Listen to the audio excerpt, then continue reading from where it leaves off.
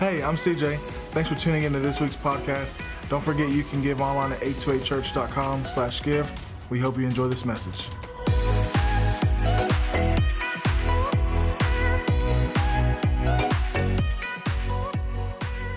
I get today to just share week 3 in our Nehemiah series, and I'm going to come specifically from chapter 3. And today's message is going to be what in preaching circles they would call an expository message. All that means is that we're going to go kind of verse for verse and just unpack what this says. Now, because it is a relatively long chapter and in fact has 32 verses, I won't read every verse. But what I did do was work with the Holy Spirit to pick the verses that kind of communicate the heart of the chapter and what was happening here. But I wouldn't discourage you for a second from going and reading it for yourself. It's a chapter, candidly, that often in the story of Nehemiah gets overlooked because it's basically a list. But there's a lot in this chapter. And in this story of Nehemiah that we're working on, I would really encourage you to try to keep up with the messages in the podcast, because they're on demand. So you can go back and watch week 1 where we just talked about initially the rebuilding wall and the burden that Nehemiah had when he found out the wall was still broken. Nehemiah lived in captivity. But the majority of the people of Israel had already gone back to their homeland, to Israel, and some to the city of Jerusalem. The temple had been rebuilt, which was initially destroyed in 586 BC under the Babylonian rule, but had been rebuilt in 516. But the walls of the city still laid in ruins. Even though they had been given the opportunity to rebuild them, they hadn't yet been rebuilt. And we talked about the wall in relationship to 2020. We would consider the wall for us being truth. Like God's truth for us is how we would rebuild the wall. Because without truth, people live in brokenness and vulnerability. And the people of Israel in Jerusalem were vulnerable. Their enemies lived right outside the walls of the city and could come and go as they pleased. There were no boundaries or protections, and that's the kind of boundary and protection God's truth provides for us. Your word is a light to my feet, right? Lamp to my path. This word is a revelation that makes us free. You'll know the truth, and the truth will make you free. And without the truth, we live bound and broken. And so we're talking really about reestablishing a culture of believing and applying God's truth. That's what we're talking about when we're talking about rebuilding the wall. Now, we get to do that in some really pragmatic ways. Sometimes that's literally helping someone with our hands and our hearts. Sometimes it's the word we speak that brings life. But it is always based on and building into a foundation of truth. In fact, the first takeaway for us this morning is that truth believed and applied provides a boundary or protection between deception and lies. And we certainly need that in our own lives. We need to know and understand truth. And wherever you are on your journey of revelation relationship with Jesus, God will unfold his truth in your life, and he will help you know how to be whole and healthy in relationship with him and others, and to live a meaningful and impactful life in this world. God will help you. So it doesn't matter if you're getting a late start. If you feel like you're getting a late start, it doesn't matter. God will be faithful where you are, and he's a good God, right? Can I get a witness on that? And the truth is, Nehemiah was incredibly burdened when he heard the walls were broken. So should we be. The sad thing was, a lot of the officials in the city weren't. Somehow they had just become almost immune to even noticing that the walls were broken down. The vulnerability, I'm sure there were some that thought, man, this isn't good. I mean, we've lost our way as a culture, right? And I'm not talking just so much in this context as we sort of relate that to 2020 Western culture. I'm more speaking in this context about the church. But the impact that Israel was meant to have in the world was significant. And a broken Israel was not an Israel that could minister God's love to the rest of the world around them, right? Nor would the church be. So that was kind of the place that they had to start. Nehemiah was distraught that the walls were broken. He petitioned the king, found favor with the king because he had favor with God, and the king granted Nehemiah permission to go back and rebuild the walls of the city. Again, a synoptic version, last week's message, literally titled Letters from the King. The king didn't just say he could go, but he gave him letters to assure him that he would have safe passage on his way, and that, in fact, he would have all the resources he needed when he got there. Letters to the keepers of the king's forest, et cetera, so he would have what he needed to rebuild the wall. We'll never be able to say, God, we couldn't do it because we didn't have enough of anything, because we know that God will provide for us. right? And I know sometimes even for us as a church, finances seem like one of the limiters, but I trust that God knows what God's doing. I feel like sometimes this building is a bit of a limiter, but I trust that God knows what God's doing, and we pray and we stay faithful with what God's given us, and we trust God for the reality that He'll give us what we need when we need it, right? And I spoke that to my own life right then. Now I'm going to embrace the faith to believe that, because it's true. Nehemiah had what he needed for the thing God had called him to. He went to the city and he walked around. The Bible tells us in Nehemiah chapter 2, and he literally viewed the ruins, because he had heard about it from a distance, but he needed to go see for himself. And in our city, I can say to you that if you spend some time, I know, again, we can become a bit blinded to the need that exists even in our own city, but there's a lot of brokenness here. And it's not all related to fiscal or financial poverty, but there's a lot of spiritual poverty, which is the real issue always. But there are certainly physical hurdles sometimes people need help overcoming too. And even though we may not personally or even as a church be able to address every part of that, we have a part we're meant to address. We have a piece of this wall we're meant to help to rebuild. And so we're asking God in 2020 for a clear vision about the part He wants and wills for us to play. Nehemiah went and he viewed the ruins. It became personal to him. He could see someone's house literally across from a broken down gate or a portion of the wall. He knew the vulnerabilities that created. And I don't want for that to become for us an overwhelming burden. You want to change churches because, Ron, that's a heavy space. Man, this is a joy-filled house. Thank you very much. All right. And I say consistently, one of the great tensions of Christianity is to care deeply and still be joyful, or to be carefree, if you will. But Nehemiah 8:10, the most quoted verse, I've mentioned it every week. The joy of the Lord is my strength. So even as we push into the need that exists, let's make sure we keep the joy of the Lord, because that's our strength. And we're no good to anyone if the spirit of give up gets all over us. And that's not what I will in the honesty and candor of these messages. But I do want us to be honest about the need that exists and to see it and care about it, because that's what we're called to. Right, church? And the beauty in that is that all God's asked us to do is what God's asked us to do. Did you get that? And he does speak to us about the parts of this that we can address. And Nehemiah, he spent 3 days off the radar, but then he came and he spoke to the men and women of the city, and he cast this vision. And I said to you last week, I was so encouraged when they said, let's rebuild this wall. And he rallied the troops, and then we'll pick this story up in Nehemiah chapter 3 and verse 1. Let me say to you, though, just before I jump to that, this was a big wall. And I understand that as we look at our world, even in some cases our own lives, it can feel a daunting task to reestablish truth as the cultural norm, right? I get that the brokenness we see in the lives of real people that we care about is a lot. I get that. This was a big wall too. It was 2.5 miles around the perimeter. It was 39 feet tall, Miss Juanita, and 8.5 feet thick.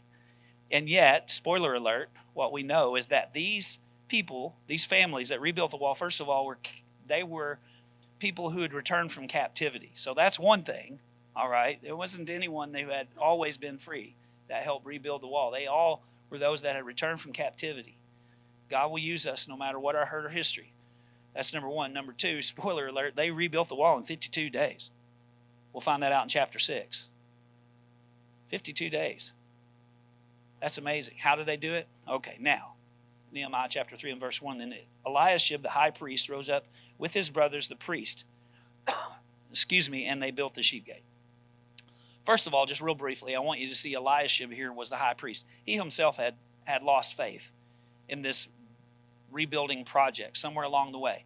And it was certainly an issue for him. The temple had been rebuilt, but the temple was being essentially unattended by the people. The people didn't just lose vision for truth, or in this case, the physical wall, but with that, they lost, I guess you could say in a sense, their dedication to the rest of the things that matter to God. It's an interesting dynamic, but if you lose discipline in one area, you tend to lose it in others too.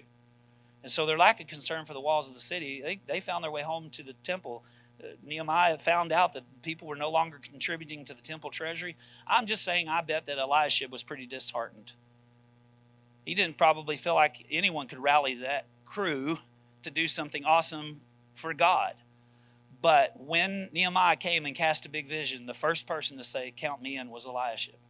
And Eliashib and his peeps, their priority, their assignment was the sheep gate. I submit to you that the most important gate into the city of Jerusalem was the sheep gate. Why would you say that, Ron? Well, first of all, I'll say to you, excuse me, that of the 10 gates into the city, they all have names that are really intuitive, including this one. So guess what came through the sheep gate?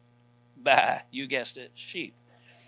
And the shepherds brought their sheep through that gate, not so that they could pasture in the city. That wasn't the right place for that. They brought them because that would be where they would sell them. And the primary reason they sold sheep was for sacrifice. The sheep gate was important. It was the gate through which sheep for sacrifice came into the city, and they understood that a dependence on God and a repentant attitude about their own sin and disobedience was critical to any healing, come on somebody, of their land. The sheep gate was the first gate that had to be repaired. And I will say to you, the most significant truth to reestablish in our own hearts and lives, in the church, in the world, is the truth about who Jesus is. Believing that for ourselves first, understanding that we once were lost, but come on now, we're found. That John 3:16 is for me and you too. For God so loved the world that he gave his only son. The most important thing, that whosoever, the whosoever clause is huge. That it doesn't matter, again, your hurt or history or disadvantage or man. I mean, if you will turn to God, he will save you. Whosoever shall call on the name of the Lord shall be saved. For the Son of God did not come into the world, John 3:17, to condemn the world. Not our job either. What are you using your hammer for? Don't use it to break things down. Use it to build things up. Right? The Son of Man did not come into the world to condemn the world, but that the world through him might be saved. In that while we were still sinners, occasionally, but rarely, will someone die for a good man. But in that while we were still sinners, Paul wrote, Christ died for us. That tells us a lot about who he is and what he thinks about us. That's important for our own hearts to embrace. We need to know how much God loves us. When we slip and fall, when we trip or fail, we need to know the price he was willing to pay tells us how much he's willing to save and rescue each of us. And that's a message we not only embrace for our own hearts, but that we then are able to share in the way that we live and love others. We're quick for forgiveness, or to forgiveness. We're quick to show mercy. Come on. Because that's the gate. This gate's got to be restored. It's got to be rebuilt.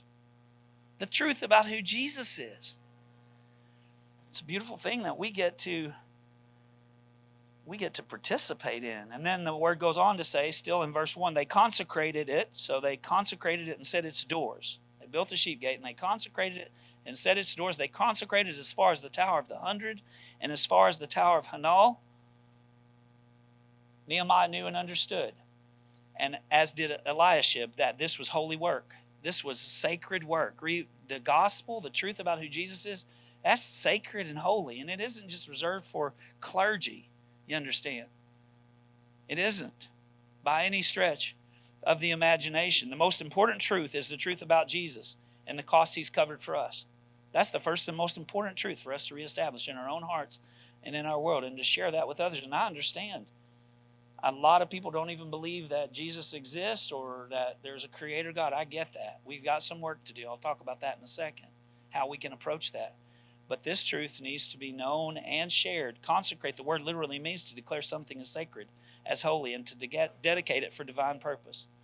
Paul wrote to the Colossians in 3:17 and said, whatever you do or say, do it as a representative of the Lord Jesus Christ.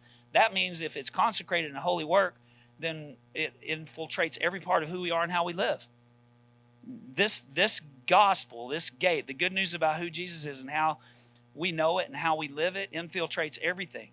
Where we work, right? Where we relate to others, school, home, wherever you do, whatever you do. That's again what Paul wrote to the Colossians, and whatever you do or say. That pretty much covers all of it, right? That's all of it.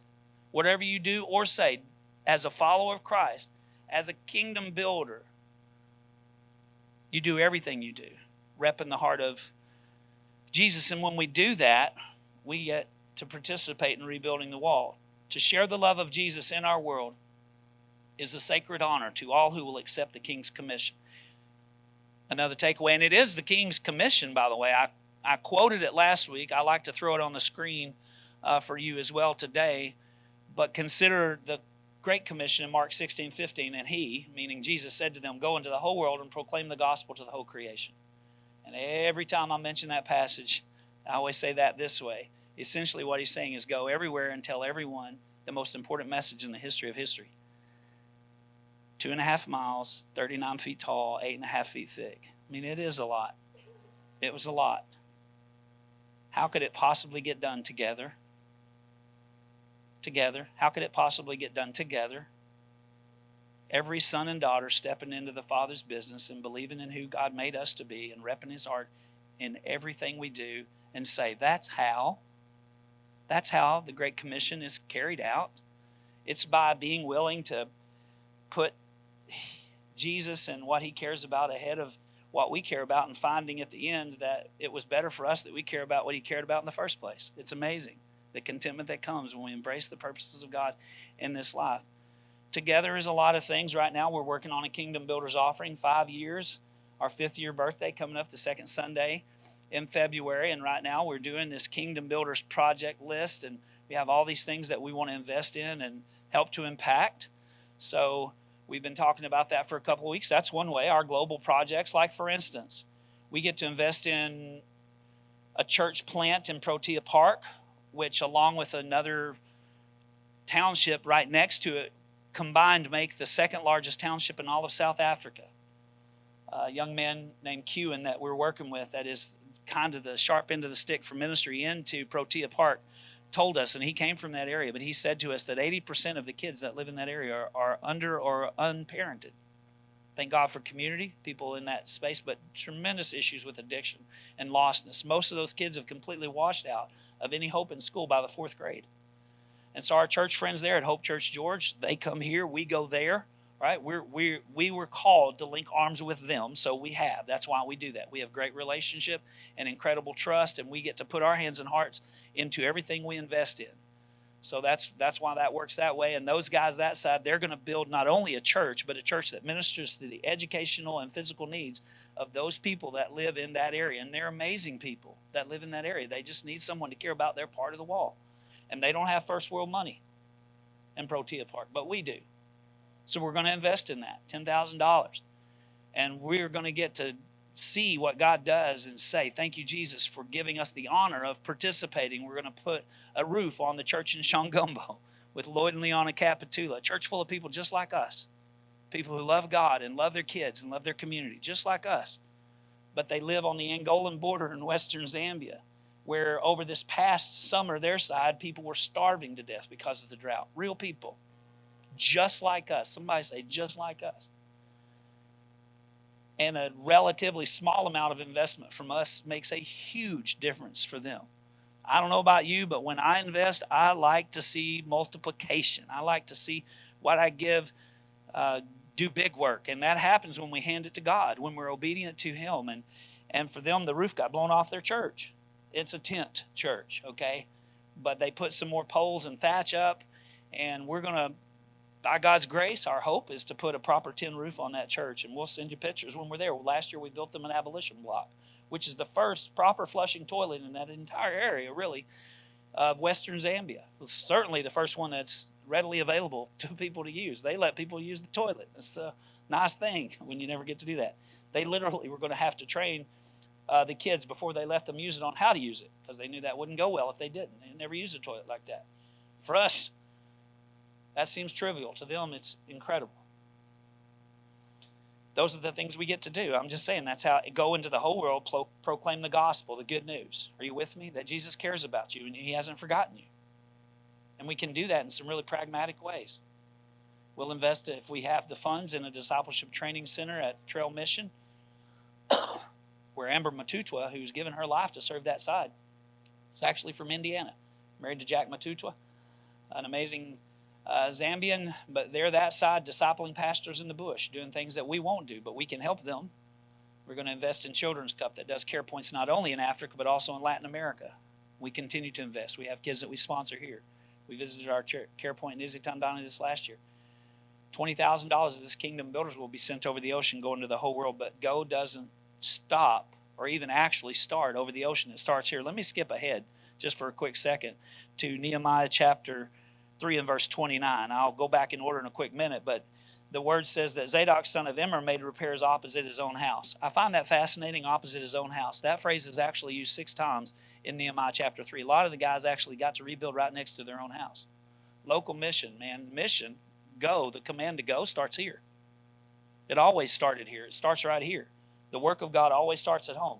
So of this 50,000, for your information, 30,000 of it will be spent right here in Wilmington. We're going to contribute to the things we've been contributing to. And then we're going to live into the dreams we have and pray for margin to get things done. We're going to invest, as we do benevolently, easy for you to say, into projects here in our city. We're going to continue to invest in the Street Feed and Miracle League and Night to Shine. Now we get to participate in Night to Shine that's coming up at PC3. We're running the shoe shine stand. Come on, somebody. A prom for people with special needs. We're going to continue to invest into and through a litany of other opportunities in our city to make a big difference here, and in-house projects to make us stronger in what we're doing, because this is an outpost, just so you'll know. This is not a fort. There was a hymn in the day that said, "Hold the fort, the Lord is coming." I hated that hymn. I still do. I am not a hold the fort kind of guy. Open the door. We're going for it. Right? This is not a fort. This is an outpost from which we do ministry into our families and our community. And it's a graced opportunity to get to do that. And, you know, it's just a blessing. We have big dreams. I like to occasionally bring us back to them. One of the dreams we have is to have an apartment complex for single parents specifically, and particularly moms, but who knows, maybe that there'll be another, I don't know how that'll work, but we want to make a safe place for moms coming out of poverty and addiction, where there can be job training on site, there can be security, because we found that that's important, and there can also be affordable childcare and discipleship and small group, right? And that's a big dream. I know every time I mention it, someone probably thinks that that's just one of my crazy ideas. I really believe it's a God idea. It was a God idea before we launched. And with God on our side, is if he tarries, if he doesn't come back tomorrow, we're going to keep working on it. You understand what I'm saying? We have a dream for a can-do center, kind of a version of a dream center in our city, where kids who think that they can't will find out they can. And we'll help them. All right? We'll help them. Right now, it may just be Kids Night Out, but Kids Night Out is a pretty impactful place to invest in a kid. Friday nights, Kids Night Out at the Davis Center at Maids Park on the east side. That's a powerful opportunity. We've been doing it since before the church launched. It's not for an Instagram post. It's for loving real people with names and faces. This is how we get to live the gospel and help to reestablish truth that you are important and God does love you. And we don't just do that over the ocean. We do that right here. And again, it's spiritual poverty even more than financial poverty that's made people feel forgotten and unimportant. Whew. We'll continue to try to grow our monthly giving. Maybe you want to jump in on that. Maybe you think, well, I can't make any significant investment in Kingdom Builders. We need more people who just tithe and offer more regularly here so we can grow our teams and make a plan for the next building. I don't think this is our long-term destiny. All I'm asking you to do is do what God's asking you to do. That's what he says in his word. All right, can I get a good amen on all that? Verse 2, we've only gotten through verse 1. That's exciting. And next to him, the men of Jericho built. I think that's fascinating too. Not everyone who was working on the city lived in the city. Again, that sort of speaks to our even going other places to help. But the men of Jericho understood something about Jerusalem. So the nation of Israel was in a crisis and still in bondage, even though they were being allowed to live for the most part, not completely at home. But there was a lot of brokenness and bondage in the city. But they understood, I think, that Jerusalem was the heart of this nation. And this starts in our own hearts. I can cast vision like I just did, like a crazy person. But unless God owns your heart, the vision I cast will land on deaf ears. It's a matter of the heart, right? At the heart of the matter, a takeaway for us. At the heart of the matter, it's a matter of the heart. And if God has your heart, you'll do whatever he says. Trust me. Sometimes I don't even want to. But what are you going to say? You can't say, no, Lord. That's a contradiction. If he's Lord, you only always say yes to every request. And then the men of Jericho said, look, we're going to go rebuild this city because it's the heart of our nation. And the heart of our families, the heart of our church, the heart of our city. We want to make sure that that's established on truth. In Nehemiah chapter 3, the sons of Hassanah built the fish gate. They laid its beams and set its doors, its bolts, and its bars. And there's so much just in that one verse. So much. First of all, they rebuilt the fish gate. And I submit to you that the second most significant gate in the city and in Nehemiah 3 is the fish gate. As important as the sheep gate is, the fish gate was built on a road that was a huge thoroughfare for commerce into the city. And in fact, it was called the fish gate because just inside the gate there was a fish market. So it was a fishing area. So fishermen would come and they would sell their fish there, but it wasn't the only place. Commerce essentially traveled through this gate. And I think we often overlook the world that we touch in the places that we act and interact that we don't perceive to be particularly spiritual. In fact, I'll give you this takeaway. The most significant and easily overlooked area of ministry in the world is the marketplace. I can't even express to you how much I believe in the marketplace. I think it's an amazing, daring, and fun place to do mission and ministry, and I know you do it. I hear some of your stories. And I know about that amazing and crazy cousin of yours, and you guys are always ministering when you work, right? And it's not even just at work. Think about the marketplace in this context. Maybe the marketplace is entertainment, areas of entertainment. Man, sports, aren't you glad God's raising up some godly witness to rebuild the wall? Man, I ain't trying to judge anybody. It ain't my job to figure out whether that guy really got saved or not. I'm just glad somebody's shouting out Jesus. That's the fish gate. That belongs to God. Politics, I know it's a mess, man. I do, and I'm not even trying to get you to run for anything. And I'm certainly not trying to tell you how to vote, but I'm saying that it matters that we be Christians in the way that we act and interact in every area, arena, and sphere. And we pray and let God decide for us what we decide and do. Certainly in commerce and in job, man, build that business for Jesus. Come on. School, that's another place. Medical field, my gracious, what a place for ministry. The marketplace. Most easily overlooked and significant area of ministry. I believed in marketplace ministry for a long time.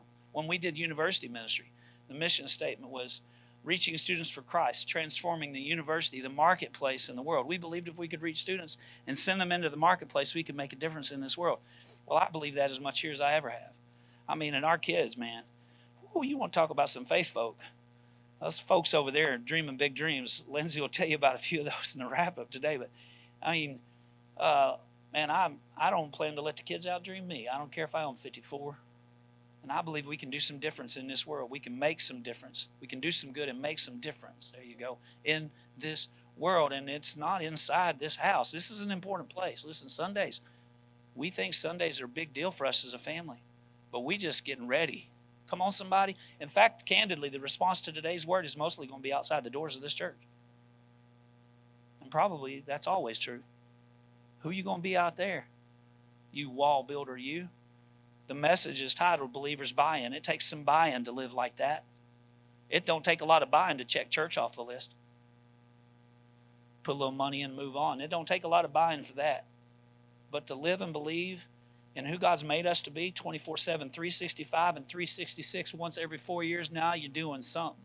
And I'm going to tell you, you're going to find some peace and joy you didn't have before. You're never going to know the Father like you can know the Father till you work with the Father and work with His Son. Now you're going to know Him. Now you're going to know Him. And that's special. They rebuilt the fish gate. Of course, marketplace ministry, that's some work to do right there. The irony also in this passage, verse 3, they laid its beams, set its doors, its bolts, and its bars. So they didn't just rebuild the fish gate. They had some work to do. I think sometimes we think if we can just say some truth, like all we got to do is just like drive-by evangelism or something, like you're lost and broken and you need Jesus. Folks don't even believe in Jesus. How's that going to work? You know what I'm saying? They had to build the beams. You know, when you hang a door, they build a header, which is an extra thick support beam, and they build a frame for that door so that door doesn't just fall over. We just want to do some drive-by evangelism and think that we're building a wall. We're probably pushing people away, to be candid. Ministry flows through relationship. Got to love somebody. People won't care what you tell until they can tell you care. And that's an honor anyway. What other motivation could we have? And it'd be a godly motivation. They had to do some work before they could hang that gate.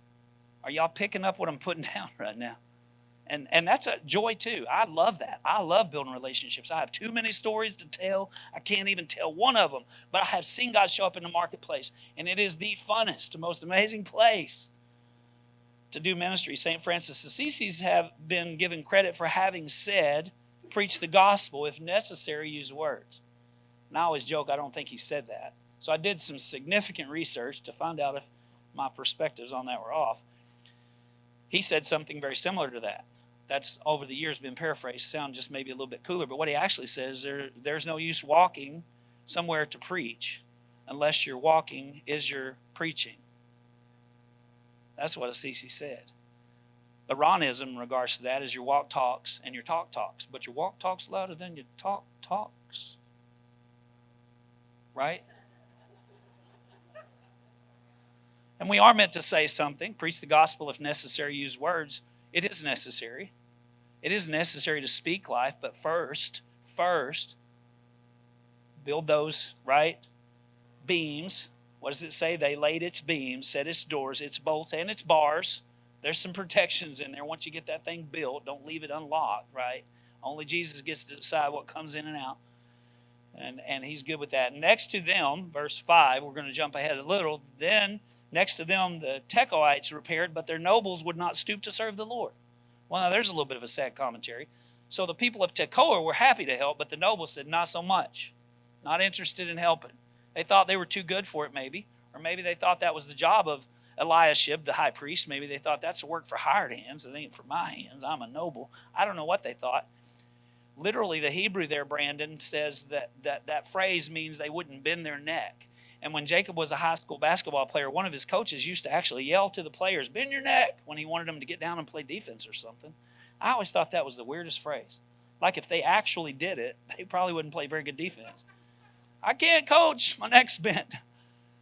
But, and I don't know if he knew Hebrew. I'm a little curious now because that phrase literally meant to bend your neck meant to stoop down and do the work.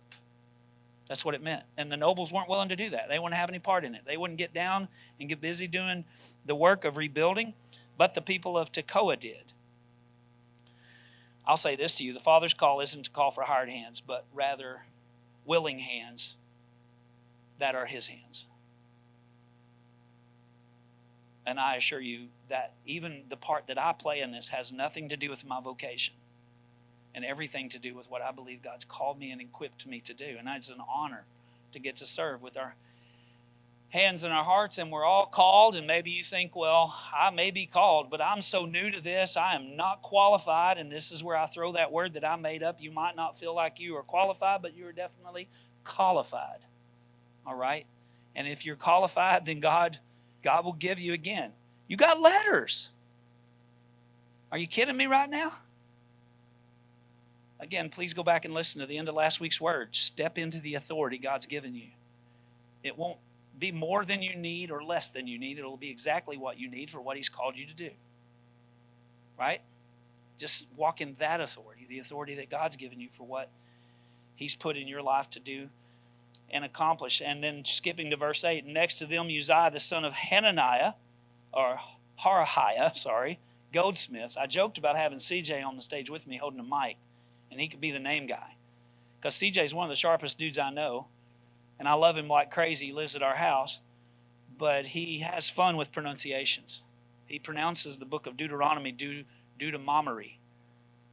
So I just thought it would be cool every time I got to a name next to him, and then CJ would say the name. But we didn't do that because, first of all, he and I would never stop laughing, and secondly, it would just take too long.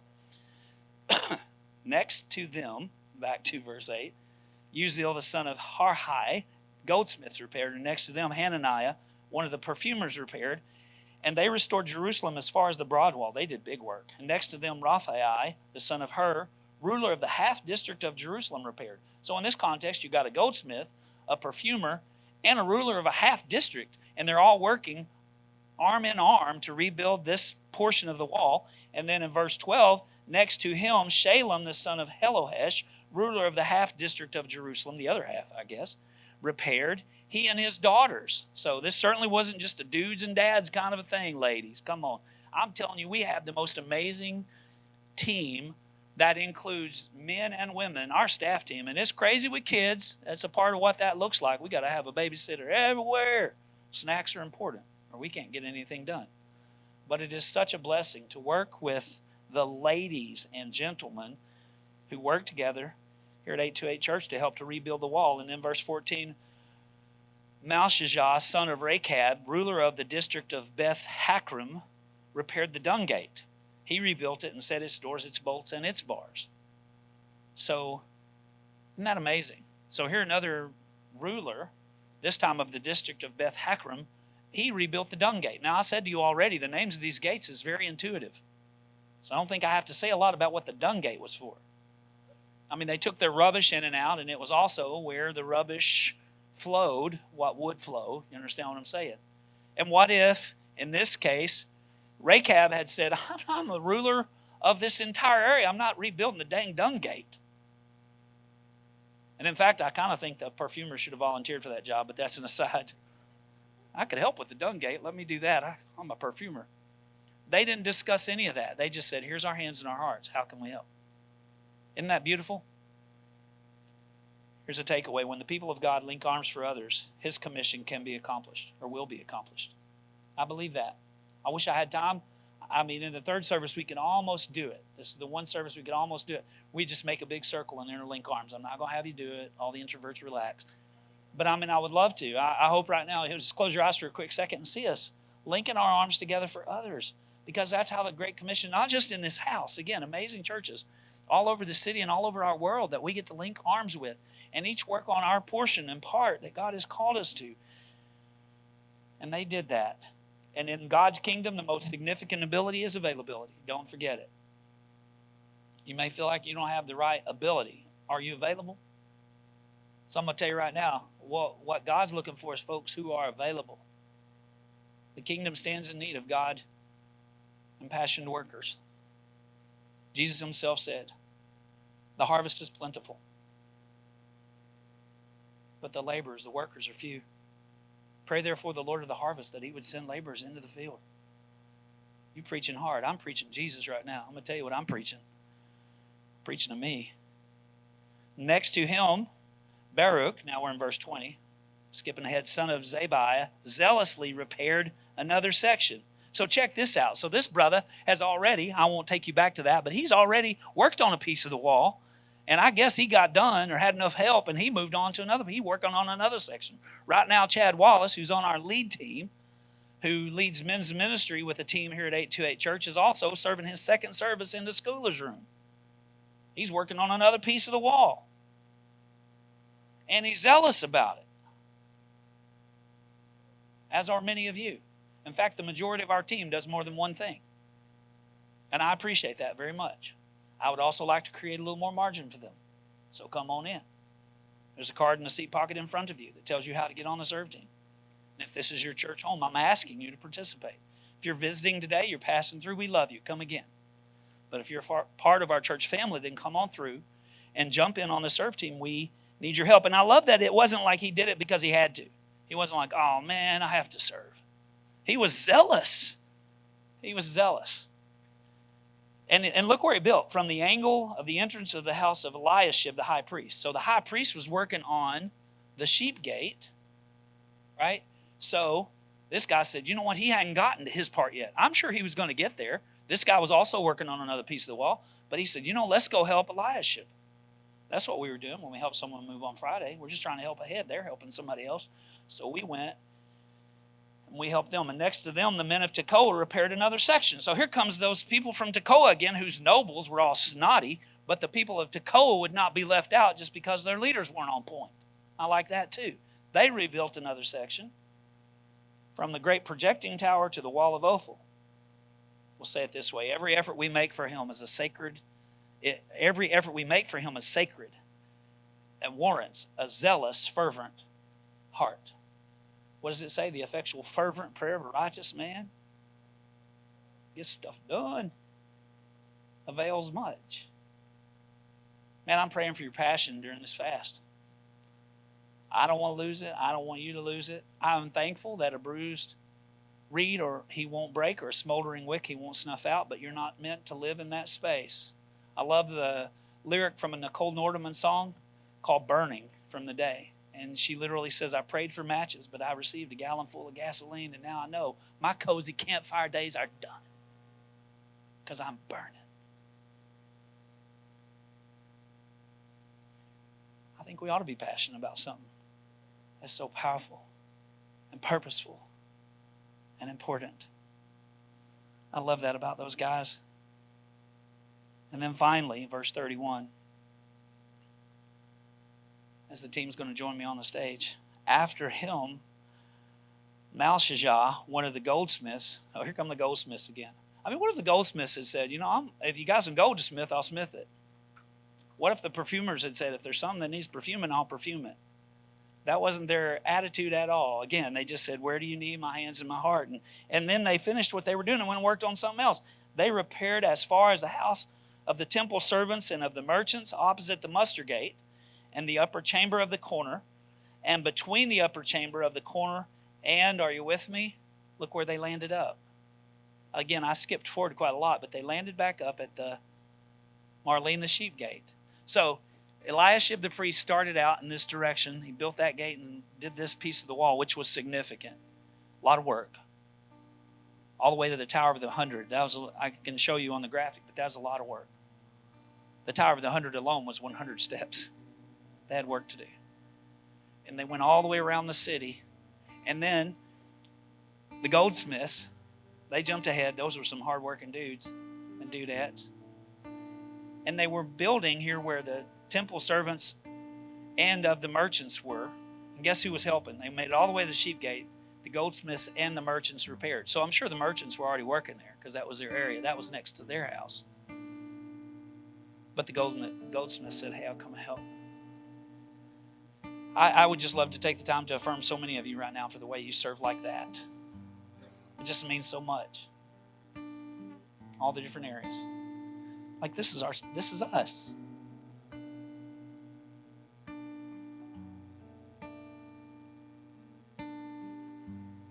To God be the glory.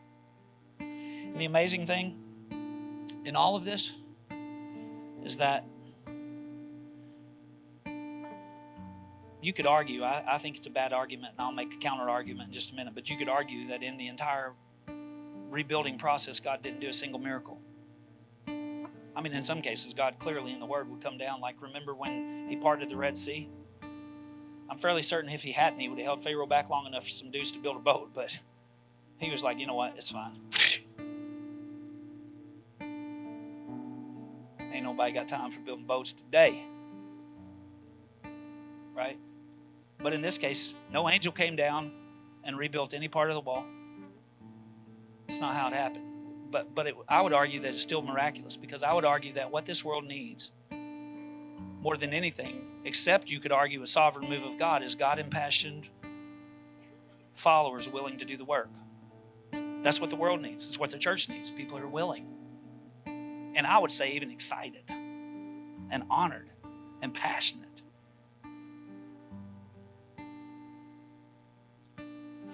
The thing, though, is that when that happens, that's a miracle. And this loss, that is God's miracle in Nehemiah. God's miracle was that He sovereignly moved men and women, just like you and just like me. And that's a miracle that our world desperately needs to see.